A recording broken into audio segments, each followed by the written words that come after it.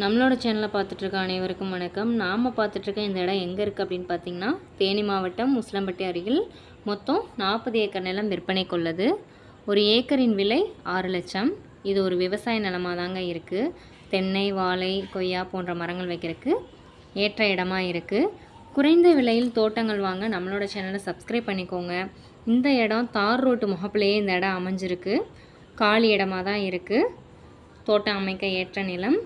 நம்மளோட சேனலை சப்ஸ்கிரைப் பண்ணிக்கோங்க, லைக் அண்ட் ஷேர் பண்ணுங்கள்.